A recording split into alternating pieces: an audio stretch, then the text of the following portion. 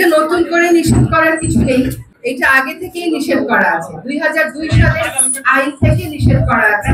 2004 থেকে বেশ সফলভাবেই polythene plastic ব্যাগের ব্যবহারটা এবং উৎপাদনটা নিয়ন্ত্রণ করা হয়েছিল। তারপরে আসলে নিয়ন্ত্রণ বলতে বিভিন্ন পলিথিন উৎপাদনকারী জায়গাতে গিয়ে অভিযান চালানো হয়েছে, কিন্তু মার্কেটে আর কখনো অভিযান চালানো হয় নাই। ফলে মার্কেটগুলো দেদারসে পলিথিন এনেছে এবং পলিথিন ব্যাগে দিয়েছে। এখন প্রশ্ন হলো যে পলিথিন ব্যাগগুলো কালেক্ট করে এক জায়গায় ফেলে রিসাইকেল করা যায় কিনা। যায়, কিন্তু সেটা আসলে সন্তোষজনক কিছু না। কারণ পলিথিন ব্যাগ থেকে বা পলিথিনের অন্যান্য সামগ্রী থেকে মানুষের রক্তে, মানুষের ব্রেইনে, মানুষের লিভারে, মায়ের প্লাসেন্টায় এখন পলিথিনের অস্তিত্ব পাওয়া যাচ্ছে।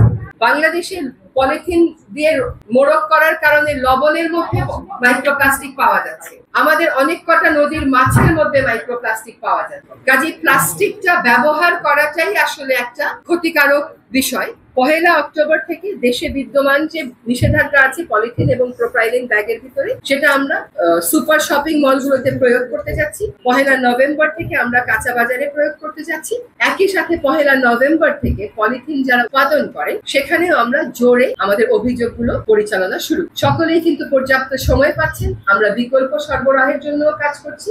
আর বিকল্প বাংলাদেশে পলিথিন শপিং ব্যাগের বিকল্প প্রথাগতভাবেই আছে। আমাদের পাটের ব্যাগ, আমাদের যে ছালাগুলো আমরা বাসায় দেখি, আমাদের কাগজের ব্যাগ, কাপড়ের ব্যাগ, এগুলো বাংলাদেশে আছে। এইগুলো নিয়ে বিকল্প নেই। এই তর্ক শুরু করার আমাদের আসলে কোনো সুযোগ। আর আরেকটা জিনিস আমাদের মনে রাখতে হবে যে মার্কেট কখনো খালি থাকে। যেই মুহূর্তে চাহিদা আসবে সেই মুহূর্তে আপনি দেখবেন সরবরাহ আসবে। তো আমরা অভিযান দিয়ে একটা তিক্ত পরিস্থিতির মধ্যে দিয়ে কাজটা শুরু করতে চাইনি। সকলকেই বুঝতে হবে যে পলিথিন ব্যবহারটা ক্ষতিকর। এটা রিসাইক্লিংই খালি সমাধান।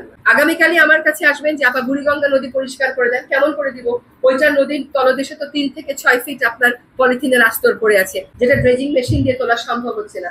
আগামীকালই বলবেন যে আপা কর্ণফুলী নদী পরিষ্কার করে দেন। কেমন করে দিব?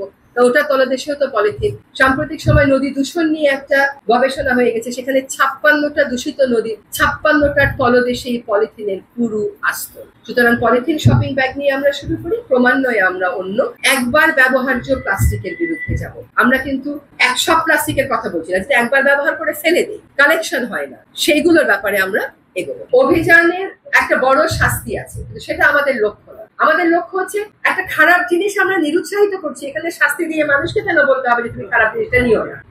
কাজেই আইনে তো অনেক বড় শাস্তি আছে।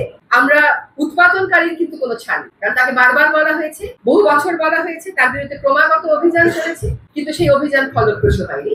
উৎপাদনকারীর বিরুদ্ধে অভিযান যেন ফলপ্রসূ হয় সেজন্য আমরা কঠোর ব্যবস্থায় যাব। আপনি যখন দোকানে যাবেন, আপনি চানাচুরের প্যাকেট কিনবেন না তো আমরা বলি নাই, পাউরুটির প্যাকেট কিনবেন না তো বলি নাই। কিনে যেই প্যাকেটে আনবেন সেই প্যাকেটটা পলিথিনের হতে পারবেন, সেটা বলছি।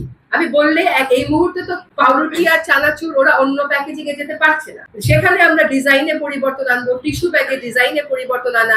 অনেকের একটা প্রশ্ন আছে যে ময়লার বিনে যে পলিথিনটা দেয়, আমরা কিন্তু বলছি না যে আপনি ময়লার বিনের ওটা আপাতত কিনবেন না। আমরা খালি বলছি আপনি ক্রেতা হিসাবে পলিথিন ব্যাগ নিয়ে যাবেন না, বিক্রেতা আপনাকে পলিথিন ব্যাগে আপনার সামগ্রী দেবে না।